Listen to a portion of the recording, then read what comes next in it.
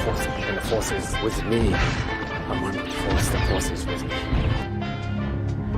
So be it, Jedi.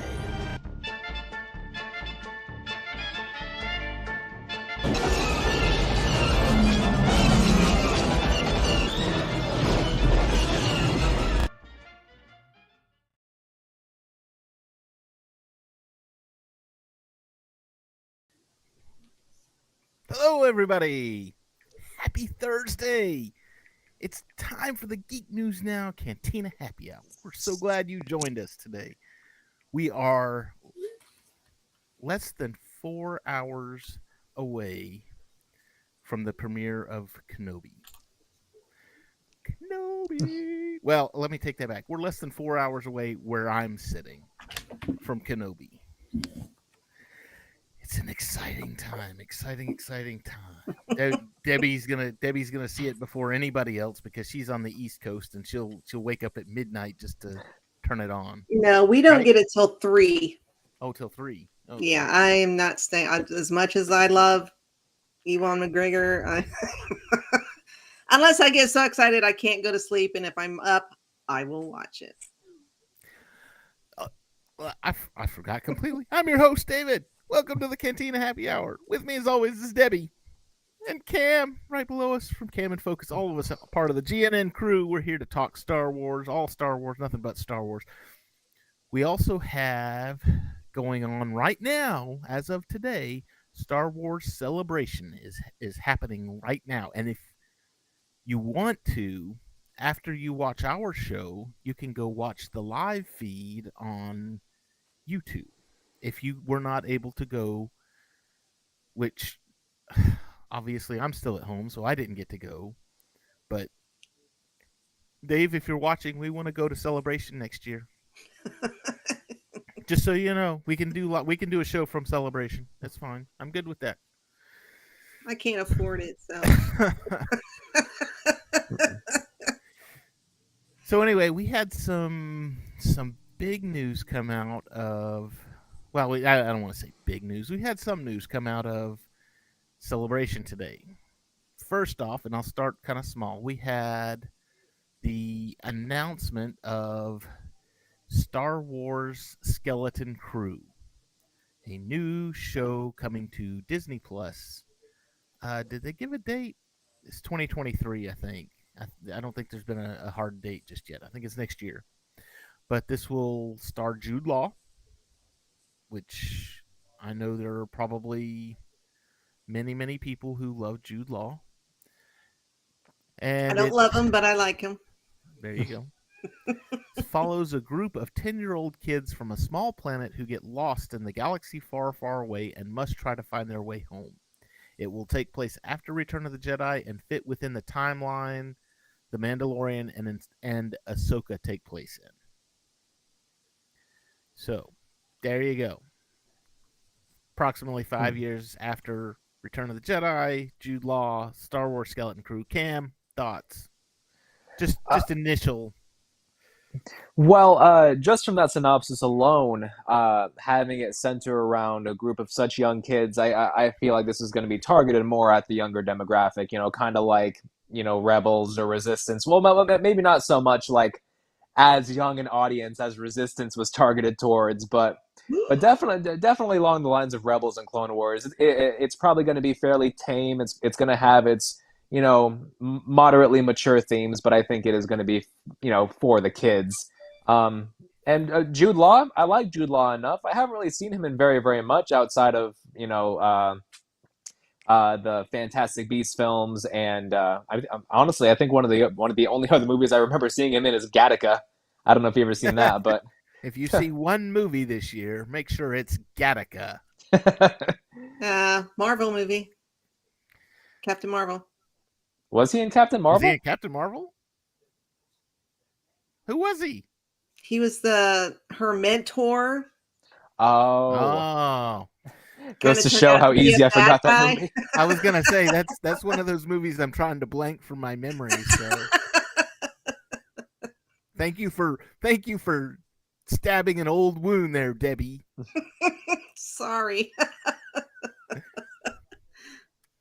Anyway, Also, from Celebration, we got our first look at Andor, the new series coming to Disney Plus. I think at the end of this year. I want to say November 30th. I think is the date. But we have I've got the hang on.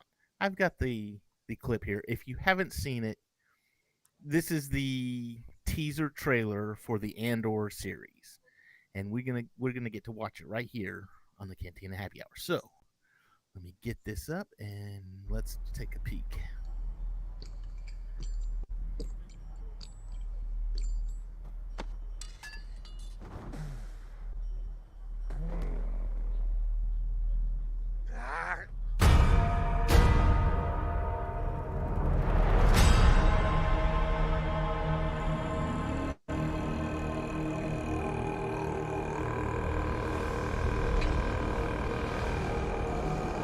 Is that the Hugh throat singing there?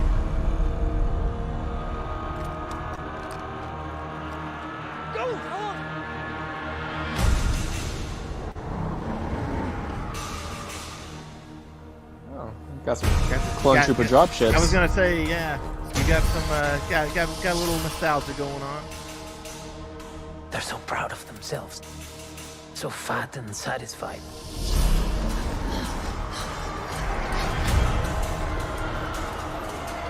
They're everywhere.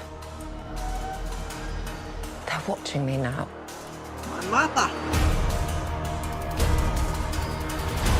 Soon enough, these days will end. Hey, it's Stellan Skarsgård. There will be no rules going forward.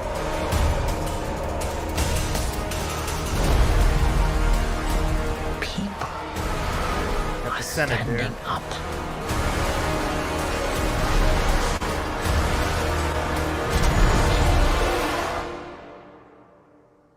That's what a reckoning sounds like.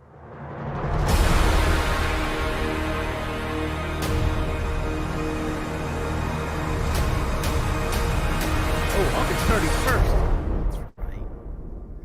That makes me happy because that's like 2 days after my birthday. So I get Andor 2 days after my birthday. So, Cam, this was your first viewing. What did you think? Are you more excited for this or less excited or still just I don't give a darn? I wasn't necessarily so much in the I don't give a darn state of mind for this. After watching the trailer, it looks interesting. I like the way that it's shot. So a lot of interesting things that I'm seeing going on there. You don't see a lot of Andor in that trailer, but I feel like that's gonna come in that's gonna come more in the next trailer. This one's just to kind of give you the an idea of the vibe that they're gonna be going for. I'm wondering you said you didn't see a lot of Andor, but there was a lot of scenes within that village where it sounded like it looked like they were giving off alarms, and there was some younger kids in that village. I'm wondering if that's one of those younger kids is him, and this is like a flashback scene or we're gonna start when he was a kid and watch him grow up kind of thing. Yeah, maybe. If I'm remembering things correctly, well, how long after the Clone Wars was it that Krennic came to take away Galen Erso? Do we know that? After the Clone Wars, Yeah. when he came away in Rogue One, you're talking about. So Yeah, Jen, the opening scene in Rogue One. Jen was it was about 15 years prior to the Battle of Yavin. Okay, So so it would have been because I think Jen and Luke were fairly close to the same age. yeah.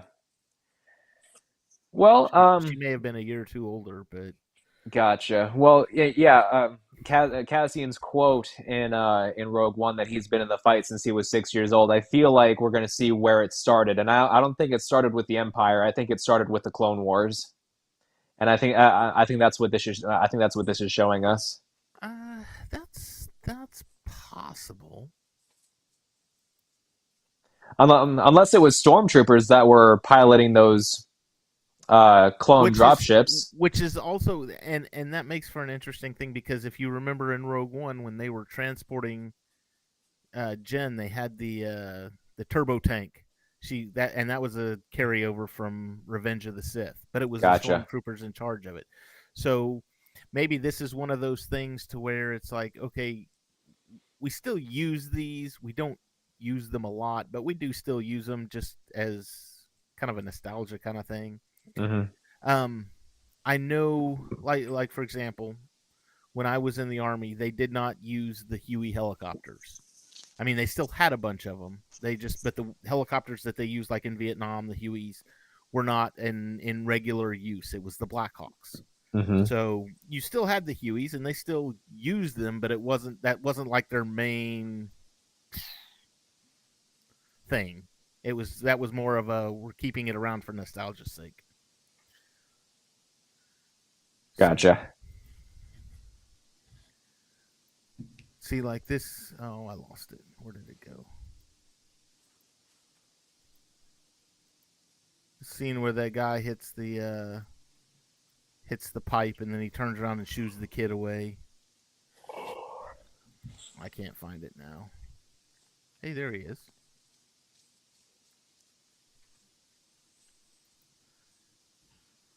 I'm sorry, John. He does not die in the end of this. He dies at the end of Rogue One. Thank you. Hey, Avocoda. So anyway, Debbie, thoughts on this trailer? I thought it looked really good. For me, it's kind of giving the Rogue One vibe. I think it's gonna be gritty, like Rogue One was, in my opinion, at least. I know some people in GNN don't like Rogue One. Dave, we're looking at you. Yes, but not me, Dave. The other Dave. Not me.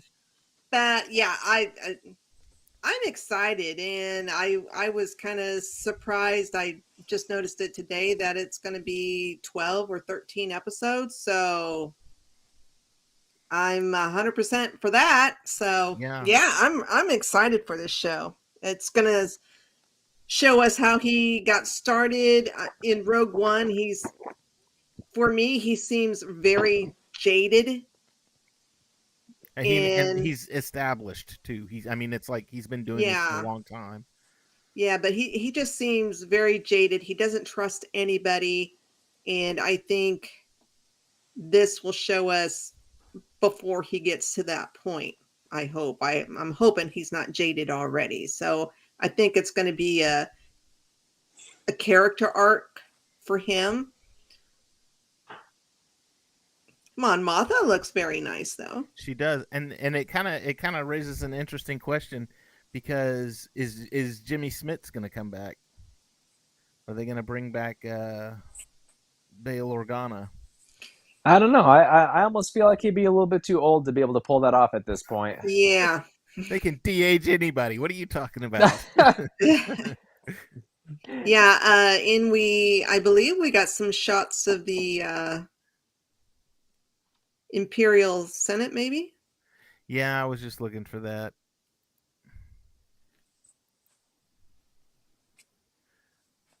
We've got the floating prison. Is that what that is? I don't know what that is. I was going to say it reminded me of the floating prison in Marvel. Yes, that's what I was thinking of. Civil War, yeah.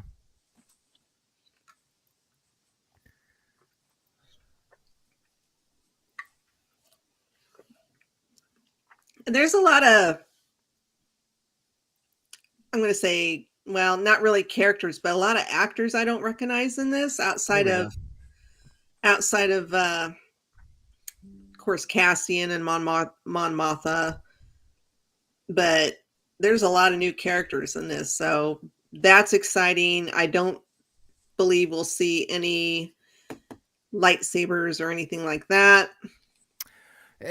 Okay, so and we'll actually we'll just hold off on that, because we're gonna talk Rogue One here in a minute, and I'm sure that's gonna come up. So Yes, I will agree with you. I don't think we're gonna see And this will be lightsaber totally duels. void of Skywalkers.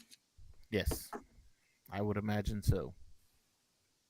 No, of course not. They're gonna have a scene where he goes to Tatooine for something, and some little kid's gonna be running down the street, and some woman chasing him. Luke, slow down, Luke. Oh Like, God. oh, And that and that Easter egg. and that just comes back to everything that I say about, it's making the galaxy feel small. It's like, Yeah. why do these same 4 dozen people just keep on running into each other in a galaxy of trillions? It's like, okay. So, have you seen the meme? Here's your Senate, by the way, Debbie. It's what it looks like to me as well. Mm-hmm. Ooh, if we have the Senate, do we get Ian McDermott back? Maybe. Could he play a cameo? Could be. Would he be up for that? I would be all about that. But yeah. So Cam, you had mentioned small universe and everything, and I I saw there was a meme, and it was Darth Vader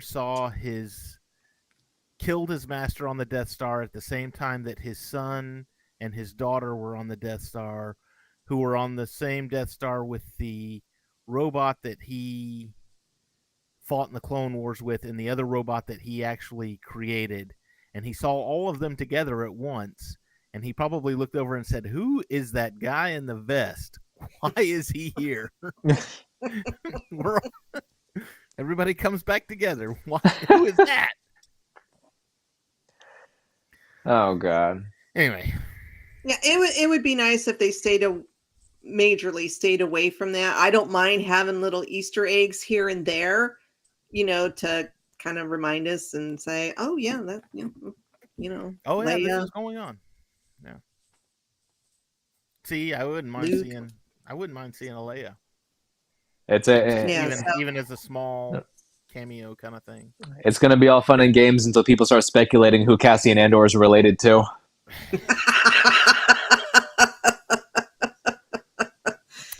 Yep, and they will. He's obviously Han Solo's brother.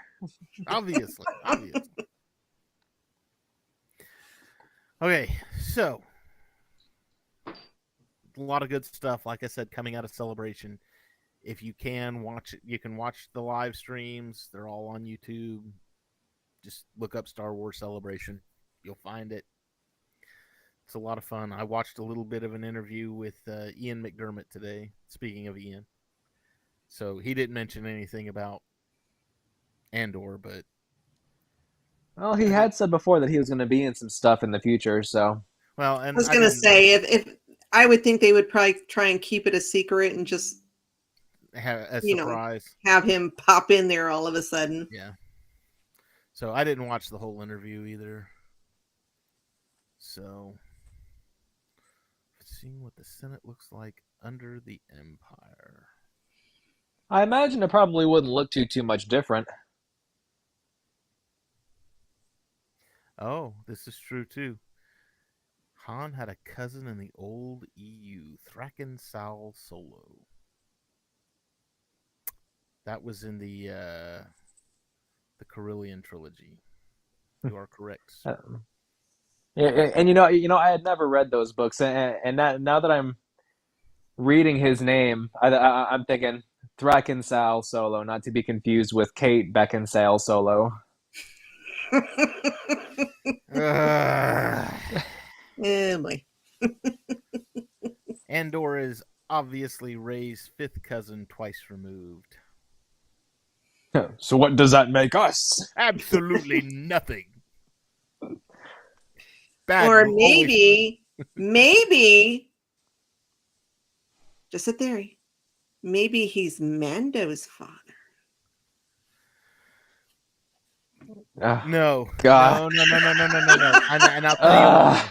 I'll tell you why that doesn't work, because in season 1 of The Mandalorian, it showed his mother and his father, and they were killed on the planet, and we know Andor dies on Scarif. So Grandfather. we know where Andor is. It's okay. Well, just I mean, because they're both Latino, I was just like, hey, that would be a neat That would make connection. sense. Yeah. Hey. well, I mean, Din Djarin was like what 6 or 7 years old during the Clone Wars, so unless he had Cassian when he was like 9, that wouldn't make a lot of sense. Anything can happen in the Star Wars universe. I hope not. Oh, Oh lordy. All right. not a theory I'm sticking to. Sorry. Yeah, we'll just wait till Mike Zero I'm- gets a hold of it. I'm gonna wait. I'm just gonna wait for the whole thing. Yeah. Yeah. If you watch Mike Zero, well, you'll find some cool stuff. I don't know how he's still around. I- I don't understand it. Actually, for fun, sometimes I'll go back and watch some of those videos just to say, "Oh, you were way off on that one, weren't you?" Yeah, your sources, huh? Anyway, Mike Zero. Wow. Just posted pictures of Kenobi Pringle cans. Yes, you read that right. On the main side, or I oh don't- my gosh, Oh, Debbie's looking it up already. holy crap! Is it as bad as I imagine? They're kind of dark looking, but I'm here for it. So You know what? Back, I want to say it was a decade or more ago.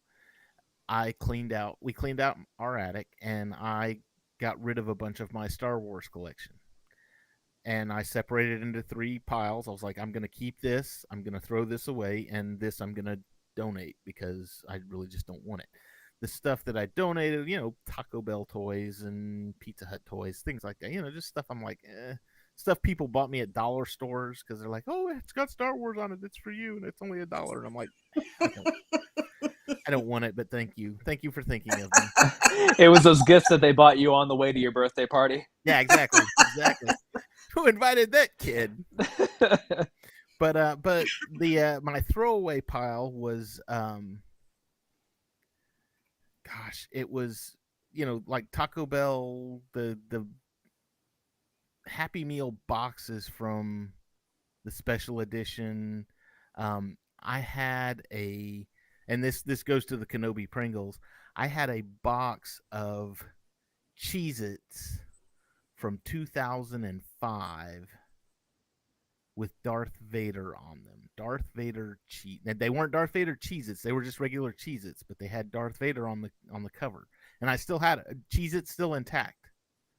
So this happened, I want to say maybe it's 2013, 2014, something like that is when I cleaned all that out.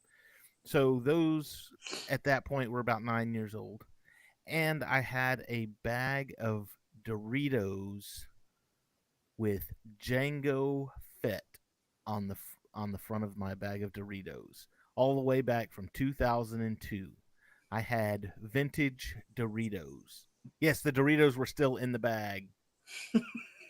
Yes, I did not open the bag. But that being said, Pringles cans doesn't surprise me at all. I'm waiting for the McDonald's toys. So,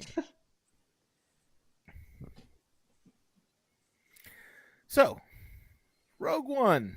Let's talk Rogue One. We get the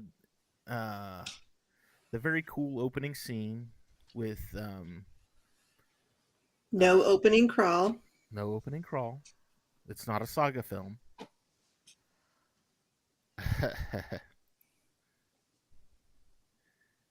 Yeah. Do you remember the Jar Jar lollipops? They had those? Oh, I don't remember that. That was a. So what it was like a plastic stick that the lollipop was on, and it had Jar Jar's head at the end, and you pushed a button on it, and his mouth opened up, and the lollipop came out, and it was his tongue, and basically you were sucking on Jar Jar's tongue. Wow, that is not particularly an image I wanted to imagine No, today. it's not. Yeah, Especially, that's I'm buying this for my 5-year-old kid. Can't unsee that. And see now all that reminds me of is the scene from Face Off with Nick Cage. If I let you suck my tongue, would you be grateful?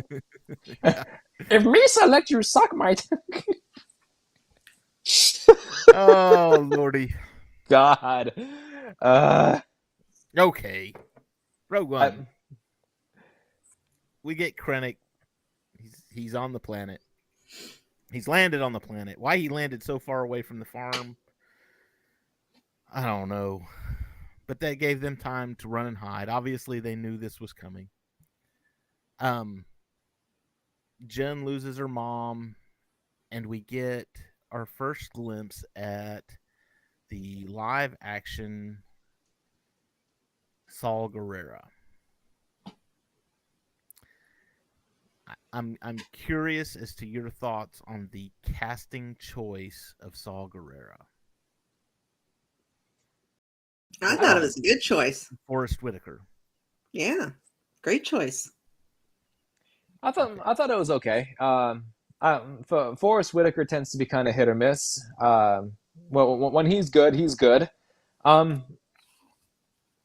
don't know. It was one of those castings where it was just like, oh, it's Forrest Whitaker. That's cool. I'm wondering if it was one of those castings where it's like, well, we've got to have somebody of name in the movie. Maybe if anything to draw it, to be the draw. Say, okay, it's a Forrest Whitaker movie, so we'll go see it now. So I'm wondering if that was because so far as I know, I don't think the actors were very well known at the time of release. Maybe Jen. Yeah, I think she was on some kind of TV series or something. I didn't know who Possibly she was. British. So Yeah, I'm not sure. Well, see, and he voiced. I don't know if he voiced him in Clone Wars, but he did in Rebels. Forrest Whitaker. Forrest Whitaker did voice Saul Guerrero. And see, that was one of the things that threw me about Saul in Clone Wars for sure. Was, and maybe that's why I didn't. I don't know. I didn't see Forrest Whitaker. I don't know who I would have seen as Saul Guerrero, but I mean, I think he pulled it off. I think he did fine. I think he pulled off a person who had been fighting the fight and had slipped into some sort of lunacy. Very paranoid. Yeah. Did you come to kill me? Lies, deception, Lies. He said it's a trap.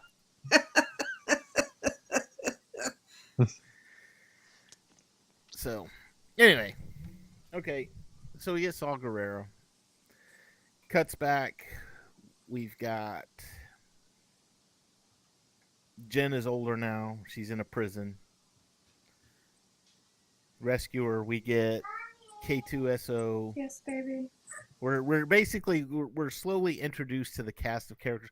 We had before we even had K2SO, we had Cassian, and he was on that.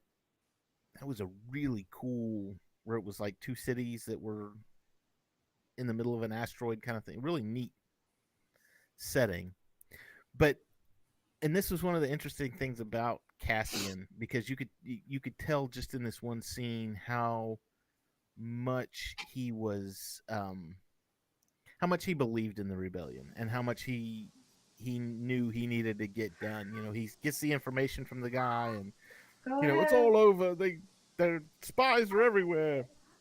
You can watch her. And this guy was obviously just completely lost all of his hope. He was just like, they're done. I've broken my arm.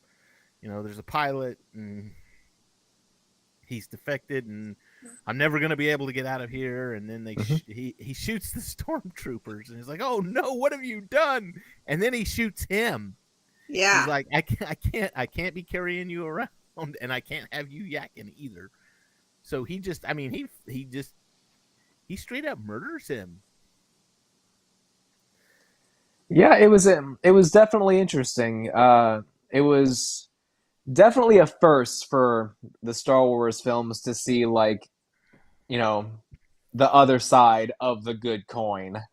Because you watch like the original trilogy and stuff, and you want to think, oh, the rebels are, they're the underdog, they're the good guys, they're the people that we're supposed to be rooting for. But then, like, they do some shady stuff to accomplish what they're trying to do, and Well, he's a it's spy. I mean, well, you wouldn't he's expect a spy, anything and less. yeah, absolutely. I'm not saying the spies don't do shady He's stuff, not but a at the same time, he did it on the behalf of the rebellion. he's not a spy. He is an intelligence officer. He's collecting information. He's a spy. He's If you look it up, it says Andor is a spy thriller. what? Mhm. Okay. He's an espionage entrepreneur. Hi, Grant. Oh, Grant. Let's get you up here. Grant, how you doing, guys? Colin Cantwell died. Prototypes creator of the Death Star. Yes, X-wing and Tie Fighter. He's 90 years old in Colorado. I saw that this morning. You are correct. Colin Cantwell passed away this week in Star Wars news. Let's see. Wow. I think Dennis Leary would have been a great Saw Gerrera, but Forrest brought his A game, thought he was great. Honestly, that would be interesting. I would love to I see. Um, I would love to see Saw Gerrera spit out one of those famous Dennis Leary rants. I would just say, if you don't know what the Dennis Leary rant is, you can either, if you if you're hard enough, you can watch the stand up special No Cure for Cancer. If you're not that hard, just watch Demolition Man.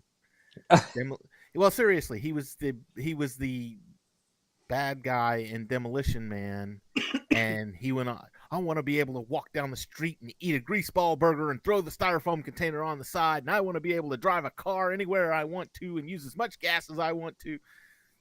Yeah. Or if you don't want to Demolition do Man. all that, you can always watch Small Soldiers. He was in that. Yes, he was.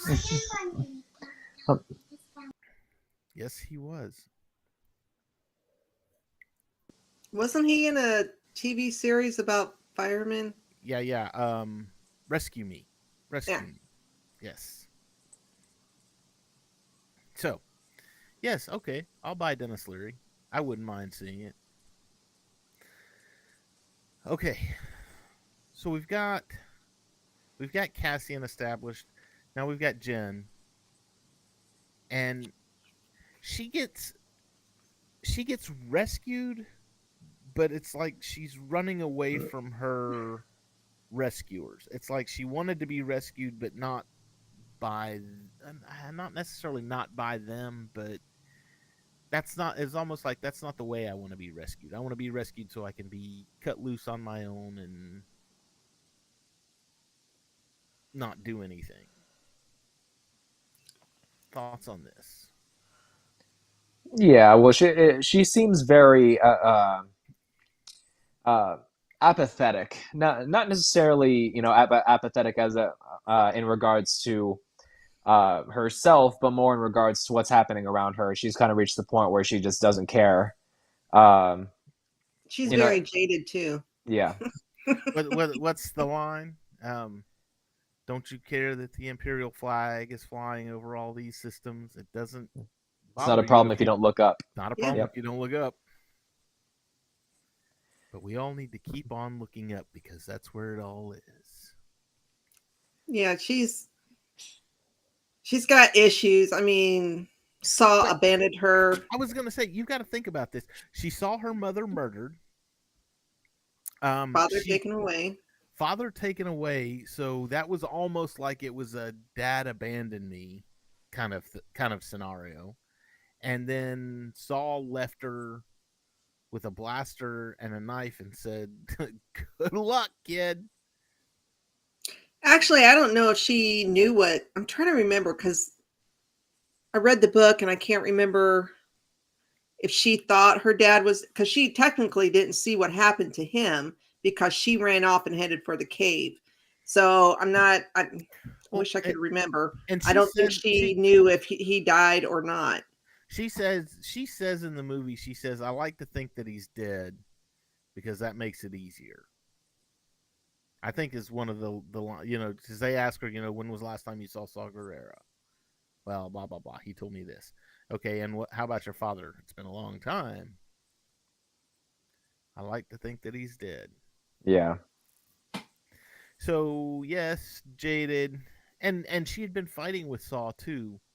So I'm wondering if it's one of those things as far as the jadedness goes, to where it was like, I'm tired of doing this. I'm tired of fighting. I'm tired of running. I'm tired of hiding. I just leave me alone. And that's why she didn't really want anything to do with the rebels either.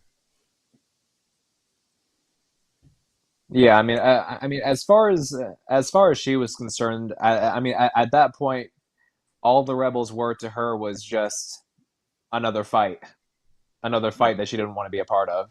Yeah. K2SO, reprogrammed Imperial droid.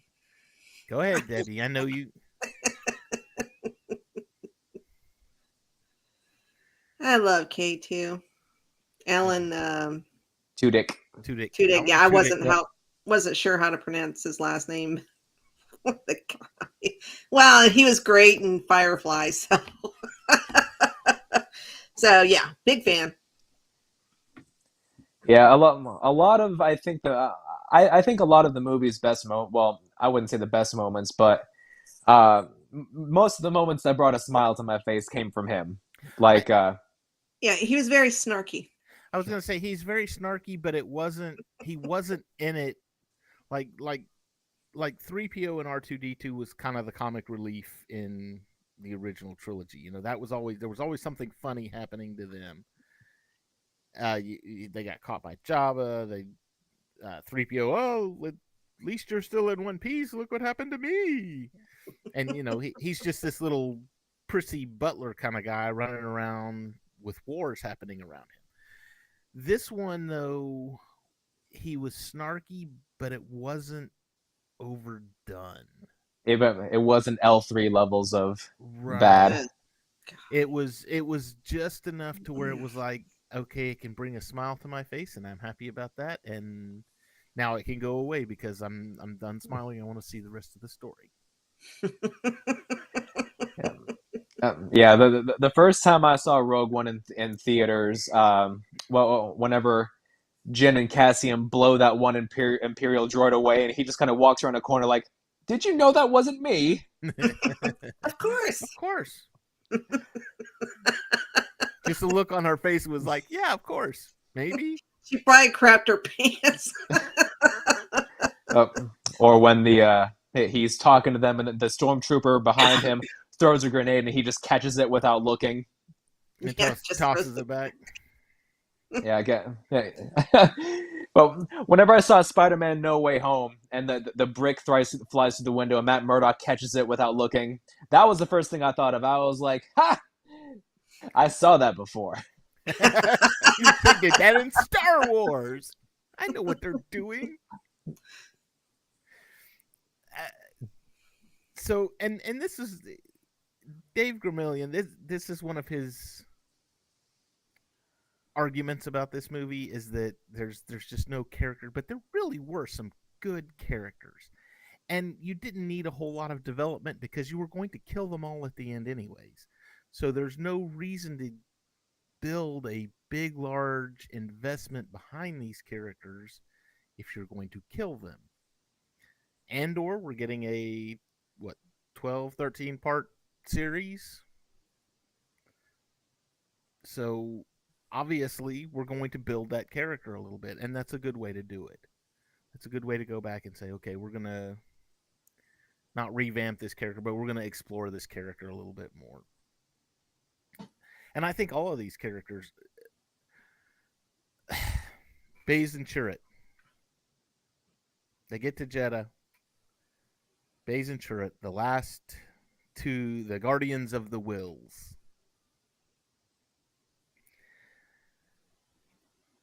If I had to have a favorite character that was not Darth Vader, it would probably be Baze and Chirrut. Not just because they worked so well with each other and off of each other. They were. I was more of a Chirrut fan. What is it? Donnie Yen? Is that his Donnie name? Yen, yeah. Yep. What a guy! I mean, incorporating. He's a martial artist, so it's just like he's creating all these moves, and plus the character's blind, and he has some great lines too. Like when they put the bag over his head, he goes, "Seriously, I'm blind." Lovely. And he's just a lovable character, even though we don't get to see a whole lot of him, but I mean, he's just a great character. I loved him. I think they are, to me, they are a package deal. It's like, okay, my favorite character C-3PO. Well, you can't have C-3PO without R2-D2. They go together. It's a package deal. Baze and Chirrut. The fact that Baze had no faith and Chirrut had a lot of faith, and then spoiler alert, they both die. But at the end of the movie, I was almost in tears. The first viewing, the first time I saw that, I was like, "Oh, you can't!" And back in the back of my mind, I'm like, "They're gonna die. I know they're gonna die. They have to, because none of these characters are anywhere else in Star Wars. So these two characters are going to have to die. Everybody here is gonna die. The only person who's not gonna die, Tarkin. Tarkin will be the only one." And that's just because he's in the next movie. And Darth Vader. Yes, of course. Of course, Darth Vader. We'll get there. But anyway, so I knew it was coming, and still I was just like, when Baze went to get him, and he said, "I am one with the Force," and Baze said, "And the Force is with me." I was like, oh. It was one of those things. It's like I'm crying. I can't believe it. Yeah, there's always something about the intimacy of a strong friendship coming to fruition in that sense that really does bring a tear to my eye, for sure. Yeah, and especially when the one has to watch the other one go first. Yeah. I just wish that Donnie Yen had one more good butt kicking scene, because how do you cast one of the most badass martial artists in the industry and give him one tiny little scene where he fights with a stick? Although it was a good fight. I like that scene. I mean, he is your foot okay? Yeah, he took out a whole squad. Squad. That I was gonna say battalion, but I was like, that's not right. No, but yeah, he took out a whole squad of troopers by himself until the very end when some more started coming in. But yeah, you almost shot me. You're welcome. Oh, that was some good stuff. Baze and Chirrut. Love them to death. And then we have the pilot, Bodhi Rook. Bodhi. Thank you. I was thinking Brody for some reason. Yeah, well, I thought mall rats. So I think whenever the argument's made that there wasn't a whole lot of characterization in this film, I think that Bodhi Rook is like the example of that, because when you break it down, what is there to him really? What do we know about him other than he's a pilot? A fact that was stated about a dozen times in the film. Other than he's from Jeddah. Yeah, I mean, he's a local boy, huh? Yeah. Hey, are you the pilot? You're the pilot.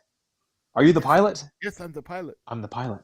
I'm the pilot. It's like, okay, we get it. Like, what else is there to you? But you know what though, that played so well into later on when they infiltrate Scarif, when they're going in, you know, he knows how to fly, he knows the Imperial procedures, he knows, you know, okay, we're transmitting the codes. And he can do it flawlessly because that's the way he was trained. He was just doing it just the way he was taught. So yeah, he was the pilot, and, But and I they don't needed think. they needed a pilot. Yeah, for me, I mean, we didn't need a big character growth there. I mean, he's a side character. So it's like, we just needed him to do what he needed to do, and that's it. Although he did, you know, come up with the major call sign of Rogue One, Sure. which is I used. mean, yeah. I mean, he is a side character. I'm not expecting like, you know, yeah, like Lord of the Rings character levels of character growth there. But at the same time, well, whenever I'm watching a film and I'm getting invested in characters, one of the main things that I think about whenever I'm looking at them is what about this character makes me want to explore them further. Um, Cassian has the advantage of, he has a shady side in addition to his righteous side, and it's a small thing in the grand scheme of things, but it still makes him a multi-dimensional character that I want to see that side explored more. Whereas Bodhi Rook, it's like you said, he's just there to fulfill his purpose in the plot, and to some people that's, it's fine, and yeah, it's forgivable to me, but at the same time, I can't get invested in a character that has no character. Well, I was sad when he died. Because he was a sweet guy. He was just trying to do the right thing, Hey, and then he gets blown up. and and honestly, to me, he seemed kind of like one of those. I don't want to say wormy. That's not. He was one of those guys that was like, I don't want to really get involved because I'm afraid of dying. So I'm going to let you guys go in front of me, and I'll kind of follow up behind and clean up, because he was saying he sent the other guys, you guys got to go out and get a cord for me and bring it back and all this other stuff. It was almost like he didn't really want to die. He didn't want to die for the cause. He was more just in it for the cause kind of thing. And Well, basically, he was. I mean, it started out he was just supposed to deliver a message in the hologram, and that's it. I don't think he was anticipating to go any further than that. So, Yep, but that all changed when he encountered Borgullet. and again, an interesting plot hole here, because when one encounters Borgullet, one tends to lose one's mind. And they find him in the cage later on, and yeah, he's a little bit loopy, but it takes Baze pulling out his gun and blowing the lock off of his cage, and all of a sudden he was fine. What happened? Borgullet not work on him? Well, uh, I don't know. Maybe it's just one of those things where it's like, okay, well, third time's a charm. It's going to be the third time where you lose your mind. Maybe. It looks like Grant brought up Tarkin, and that was something that I wanted to talk about too. But how do you guys feel about Tarkin's inclusion in the movie? I like the inclusion. Now, after watching it, of course, I always try to watch this movie at least once or twice a year. But when I first seen it, I thought the CGI was pretty damn good, because I was like, holy shit, that was some good stuff. But now that I watch it, I'm like, it's a little rough. But I mean,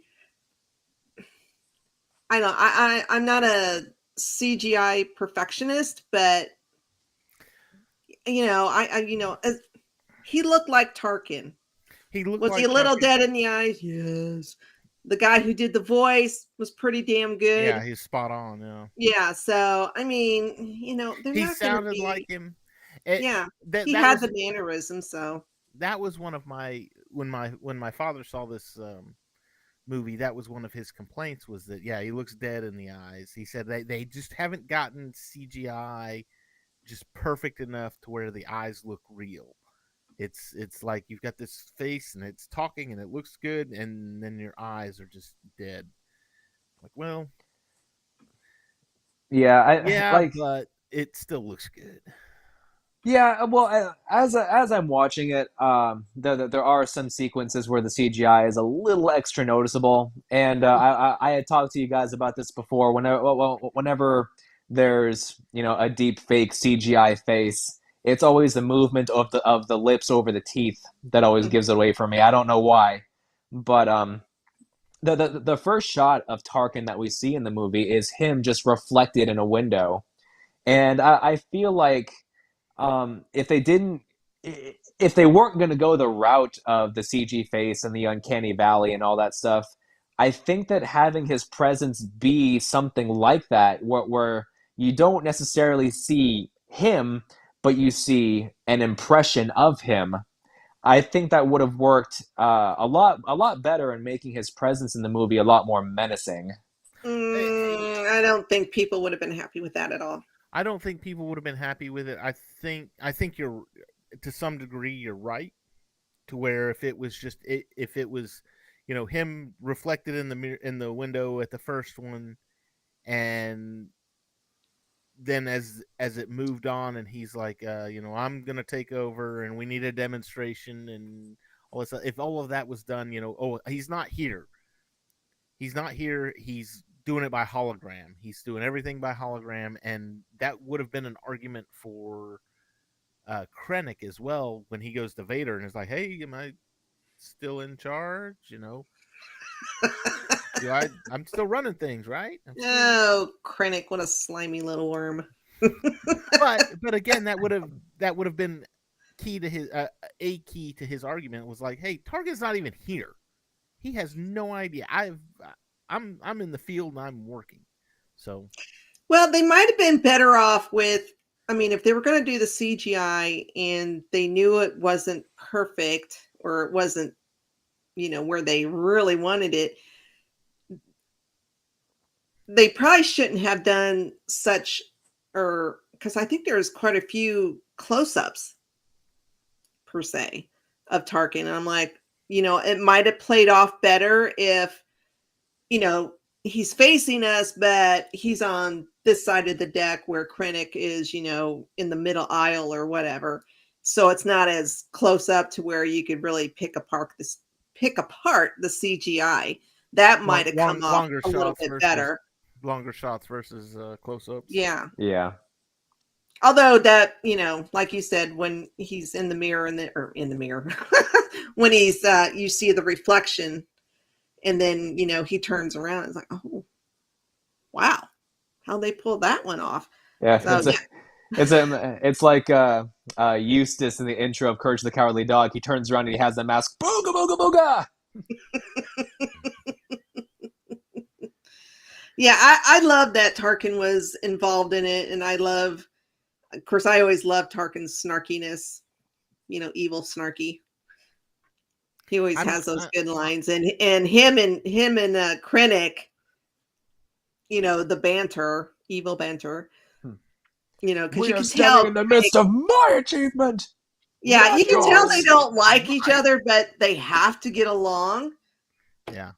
because they're working for Palpy, so they have to get along. But that just the fact that they're snarky to each other, and they don't like each other. So I loved it. It was great.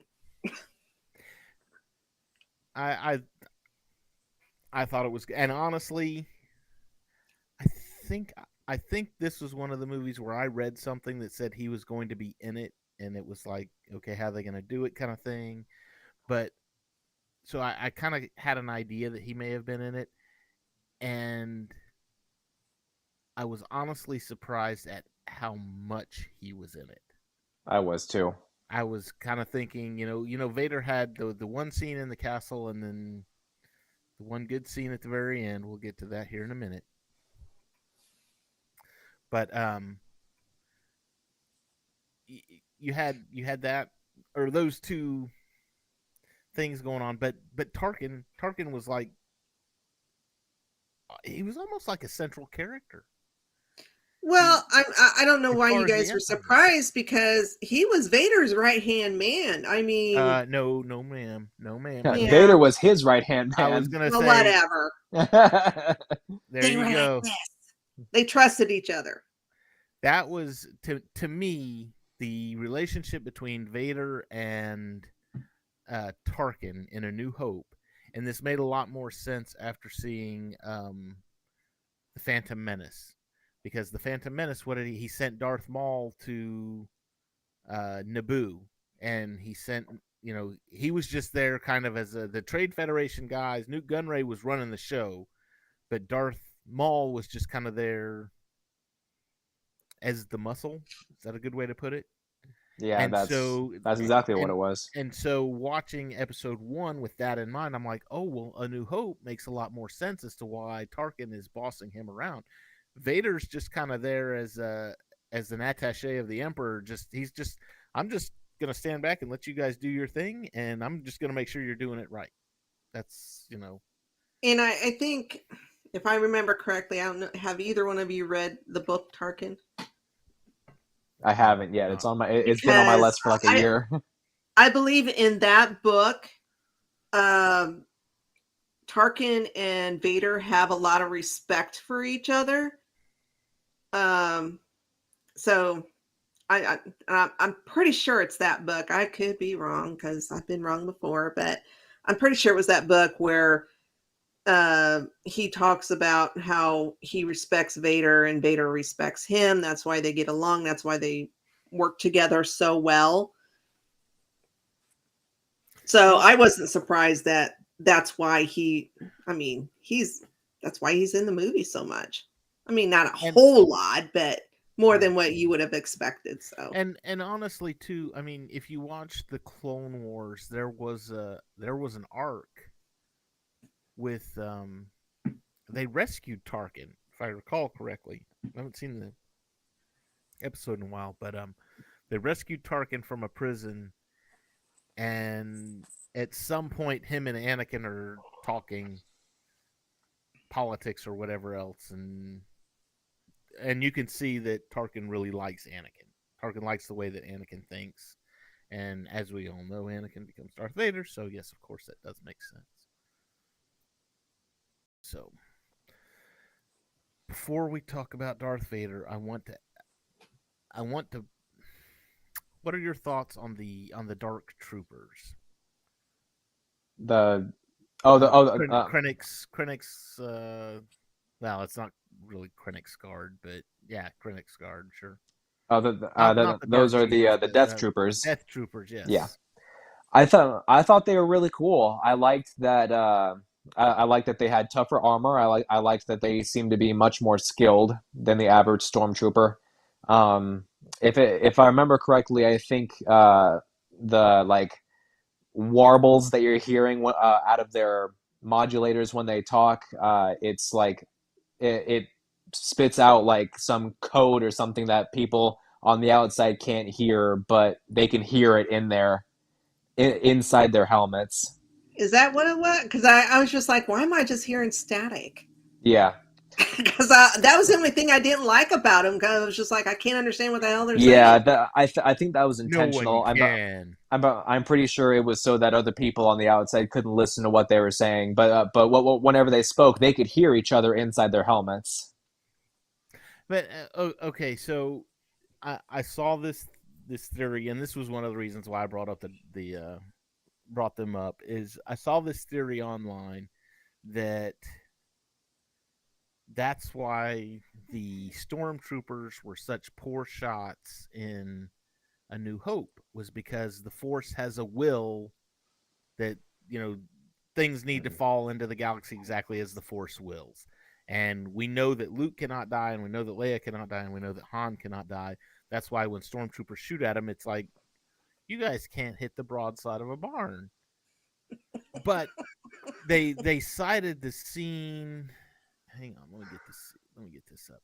They cited the scene in Rogue One where this happened. And the Force is with me. I'm one with the Force. The Force is with me. So you've had these troopers that have yet to miss. I mean, they are ruthless. They are brutal. They were sitting there when Krennic said, "Okay, ready, aim," and they were just ready to go. They are heartless killers, but they could not shoot him because he was, I'm one with the Force, and the Force is with me. The Force had a will, and the Force needed him to survive. That's why they could not hit him. And even when Baze got him, and Baze was like, I'm one with the Force, and the Force. I mean, how many did he take out before they finally took him down? I think 4. Yeah. So that's the theory, anyway. Is that the stormtroopers aren't really bad shots. It's just the Force needed those particular people alive for that one scene. They had to get to the master switch.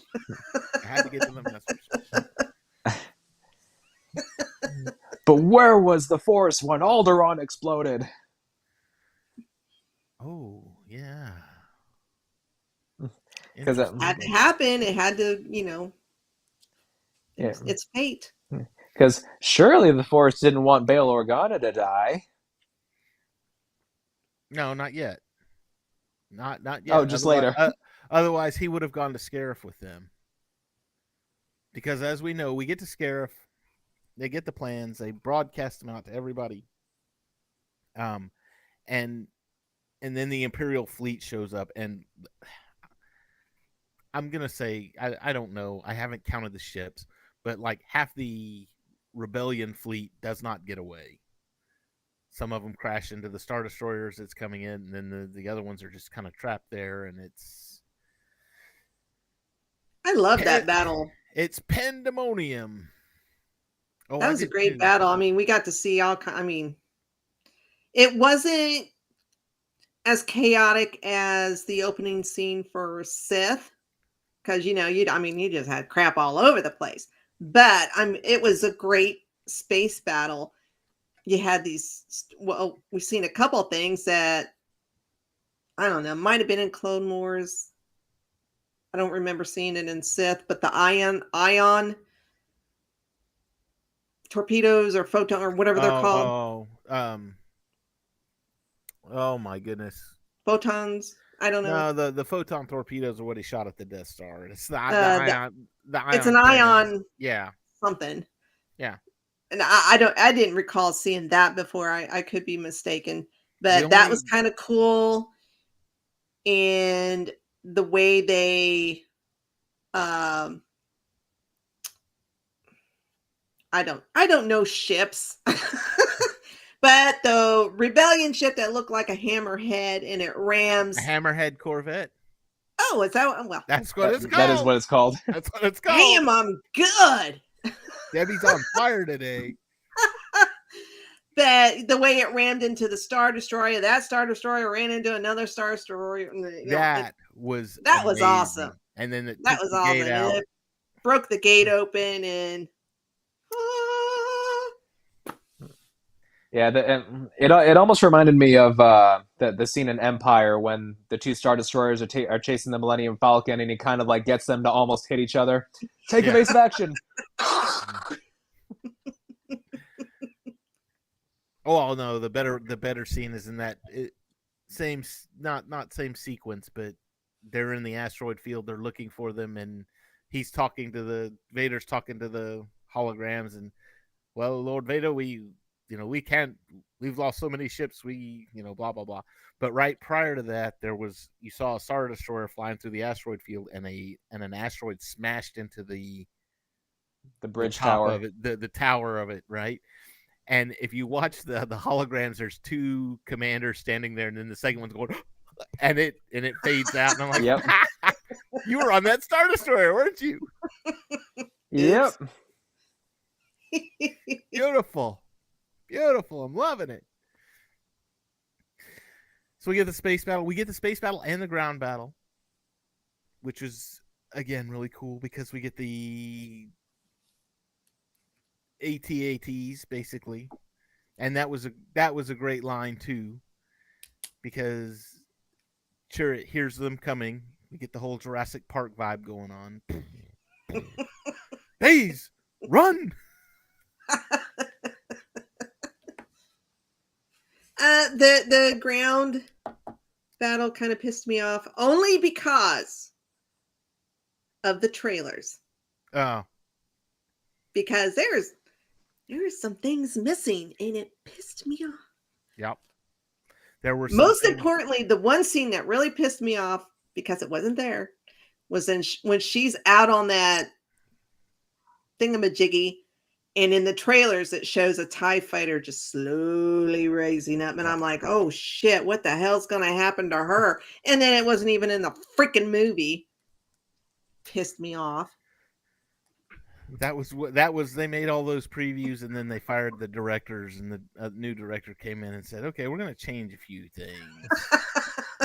And it was like, well, I think a lot of people were pissed off about that because if I remember correctly, online, people were like, where's the scene with the TIE fighter coming up behind it? Yeah, people were pissed. It wasn't just that. There was also a scene in one of the trailers where she was running down the beach, and she had the plans with her, and she was like running somewhere, and that was in the trailers, and she had the plans, and then she went up. She didn't go back down to the beach. So I don't know if that was kind of like Marvel with their misleading little things here and there, but I think that one particular scene with the TIE fighter pissed me off because it wasn't in there. I think that was a scene that had been filmed and was ready to go in for final cut, and then the director was fired, and they said, okay, we're going to use it in the trailer because it looks cool.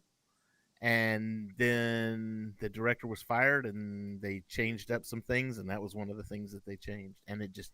But I mean, she was already out there, so it's like, why not keep it in? I mean, that to me, I'm not the director. I don't know. Well, I'm just saying, I don't understand it because in the trailer, I mean, that was just like it looks like so iconic for her to be standing out there by herself, and then this big ass TIE fighter comes up behind her, and you're like, oh my god, what the hell's going to happen to her? You know, like, is she going to take it out? Is you know, who's going to take it out? Maybe Cassian takes it out. Who knows? We'll never know, though. Thank you. Who knows? All right, rant's over. Sorry. So everybody dies. They fire the Death Star. And that really confused me too. Was that Tarkin blew up the Scarif base? He just said, "Target the base at Scarif." This is where all of their files are stored. This is like the storage facility, and Tarkin, for lack of a better word, nukes it. Well, I'm sure they had backup files because everybody knows that the key to an effective operation is redundancy. So I'm sure they had backups. There was other intelligence there because if you remember when her and Cassian are in that tower thingy, she's reading off names. You hear Darksaber. You hear something to do with the hyperspace tracking, which came up in the Last Jedi. So, there you go, Cam. Yeah, they gave you a bone. Oh, and thank God. And Rogue One came out before The Last Jedi did, so it was mentioned prior to The Last Jedi. It's like it was meant to be. It speaks to me. It was the will of the Force. But they had other things going on there, and in order to prevent the rebels that were still down on the planet, let's just wipe all of them out. We'll wipe out all the other stuff that's on there, so there's no chance of anything getting, stolen. Well, outside of the Death Star plans, but. Right. Nothing else gets stolen. So I think maybe that was his thinking. Or he knew Krennic was down there and You knew he didn't like Krennic, so hey, 2 birds, 1 stone. And then we get Darth Vader yet again, and quite possibly The most iconic hallway scene ever outside ever of Luke. I would pit this one above Luke. I honestly don't know. would. I It's liked a the tie Luke. for Don't me. get me wrong. I loved the Luke hallway scene, but the Vader one to me, and it may just be because Vader's like my favorite character, but it doesn't matter. The Vader one to me was just the greatest. Let's see.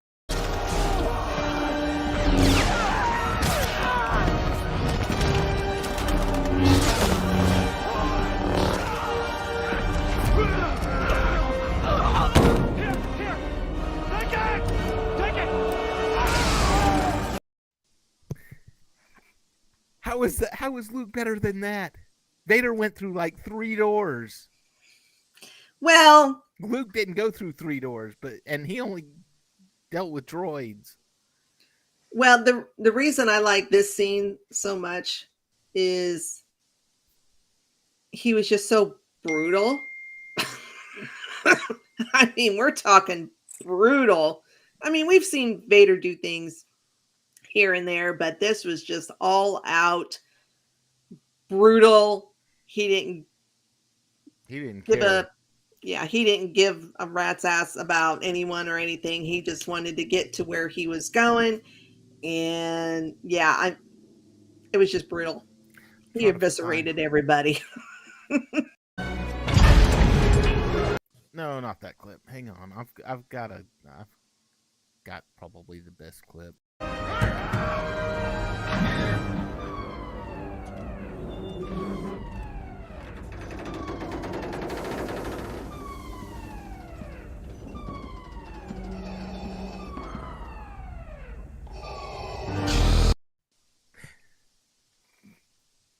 Just the build up to that. Just the, because it almost, other than the alarms wailing, it goes quiet. The music stops. Everybody stops banging on the door. They're frozen in that moment, and it's just the black hallway, and all you see is the black hallway. Then you hear him breathe, and then you see the red lightsaber. When that happened in the theater, I was just like, oh. Yeah, I was instantly goosebumps, and all I could think was, "Oh shit, stuff's gonna go down now." I was like, I went to go see this with Luke, and I turned around. And I was like, "Those guys are screwed. They're not gonna get out of this one." Yeah, well, whenever Vader was like, "Prepare a boarding party," I was like, "Ruh-roh." Ruh-roh. Yeah, they're doomed. It was greatest hallway scene ever. That's my opinion, and if you don't agree with me, well, then you don't agree with me, and you are wrong. Oh, see, you almost had me there until you ended it with that. I was like, "Oh my God, you're better than the average Star Wars fan." Oh wait, no, you're not. Yes, I am. Yes, I am. Yes, I am, because I will sit down and watch The Last Jedi on any given day. And I'll enjoy it too.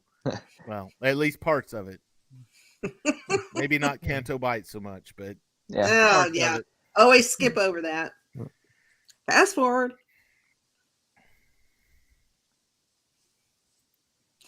Oh yeah, the back the tank. Man, I was looking so hard in the movie theater because I thought, are we gonna see Hayden? Oh, but then they didn't. But though, you might run into that same thing with Kenobi. I'm there for it. You might see that scarred Hayden in the back of the tank. Yes, Hayden's going to be the top billing for Vader in the series, but his only credit is just going to be Vader's forehead. All other scenes is a body double. It's somebody else, yeah. I don't know. He looked pretty damn good, and he in I will. intimate scenes with Padma. He did play Vader in Revenge of the Sith.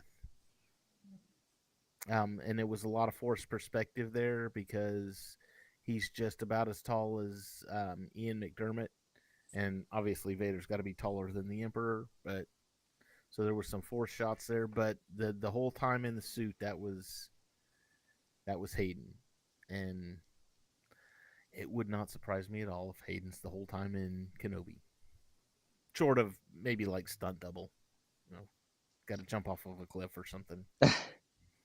Well, I thought I seen something about when he put the suit back on for Kenobi. Maybe It was just for promotion. Oh. Don't say that. Yes. You know what? We will find out here in tomorrow. A few hours. In a few hours, we'll get 6:00 a.m. for me. Funny enough, we'll be getting the first third of the entire Kenobi series tomorrow. The first third. Now, see, why couldn't this series be 12 episodes long? Because they only needed 6 to tell their story. Why are some of the episodes of Mando only 37 minutes long? I know. Because they only needed 37 minutes to. I really wish they were more consistent on that because it's very aggravating. I don't. For me. I like it. I like it. Well, see, what happened was they had this flashback filler arc filmed, but then when they realized that we didn't want to watch anime anymore, they decided, you know what? Okay, no flashbacks. Until they got to Boba Fett, and then it was like all the flashbacks. All flashbacks. There was at least a flashback in episode. Until the very end, there wasn't a flashback in the last episode. In the Mando episode. Yeah, exactly.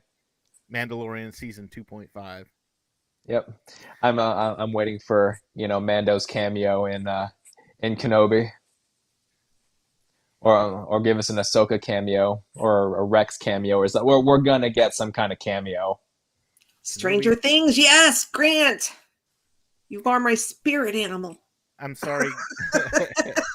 I'm sorry, Grant. I couldn't get into that one. I watched like the first 2 or 3 episodes of season 1, and it wasn't clicking with me. Yeah. And I'll try it again. For y'all, I'll give it another try. But all I can say is they better not kill off Steve, and they better not touch his hair. I love Steve. Okay. Okay. They did Steve wrong in the last season because he had to wear that goofy looking sailor outfit, ice cream sailor outfit. I was like, the whole movie. I'll take your word for it. Well, that's it, Dave. Debbie just ruined the entire series for you. You don't have to watch it anymore. Excellent. Excellent. Oh, such a great show. I'm excited for season 4. So we've got Kenobi in a few hours. Real quick, Debbie. Other way. What are you wanting to see? What do you want to see in Kenobi? What is something that would make this series like the greatest thing ever for you?